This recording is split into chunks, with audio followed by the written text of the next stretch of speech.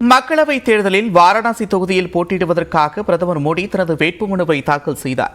நாடு முழுவதும் 18வது மக்களவைத் தேர்தல் 7 கட்டங்களாக நடைபெற்று வருகிறது. இதில் உத்தரப்பிரதேச மாநிலம் வாரணாசியில் கடைசி கட்டமாக ஜூன் 1ஆம் தேதி வாக்குப்பதிவு நடைபெற உள்ளது. இந்நிலையில் வாரணாசியில் 3வது முறையாக களம் காணும் பிரதமர் மோடி வேட்புமனு தாக்கலுக்கு முன்பு தஷ்வேஷ்மத் காட் கோயிலில் உள்ள கங்கை நதிக்கரையில் நடைபெற்ற சிறப்பு பூஜையில் கலந்து கொண்டார்.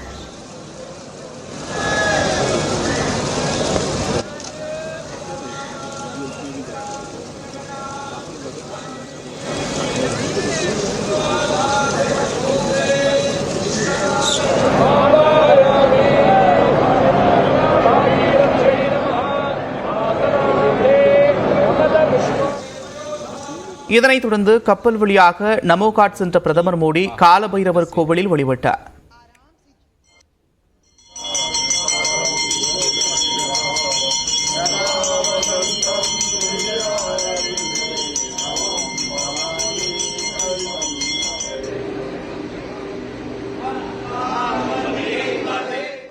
பின்னர் அமைச்சர்கள் அமித் ஷா, ராஜ்நாத் சிங், உத்தரப்பிரதேச முதலமைச்சர் யோகி ஆதித்யநாத் உள்ளிட்டோருடன் சென்று பிரதமர் மோடி வேட்புமனு தாக்கல் செய்தார்.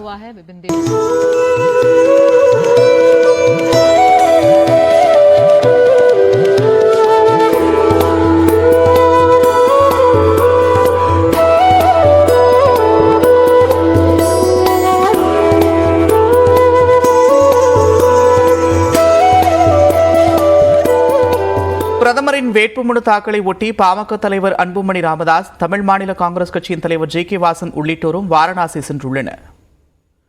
இந்நிலையில் வேட்புமனு தாக்கலுக்கு பிறகு பிரதமர் மோடியை தேசிய ஜனநாயக கூட்டணி கட்சி தலைவர்கள் நேரில் சந்தித்து வாழ்த்து தெரிவித்தனர். இதில் நாடு முழுவதிலும் இருந்து 21 முதலமைச்சர்கள், மத்திய அமைச்சர்களான அமித் ஷா, ராஜ்நாத் சிங் உள்ளிட்டோர் கலந்து கொண்டனர். தமிழ்நாட்டிலிருந்து பாமக தலைவர் அன்புமணி ராமதாஸ், தமிழ் மாநில காங்கிரஸ் கட்சியின் தலைவர் ஜே.கே. வாசன், தேவநாதன் யாதவ் உள்ளிட்டோரும் பிரதமருக்கு வாழ்த்து தெரிவித்தனர்.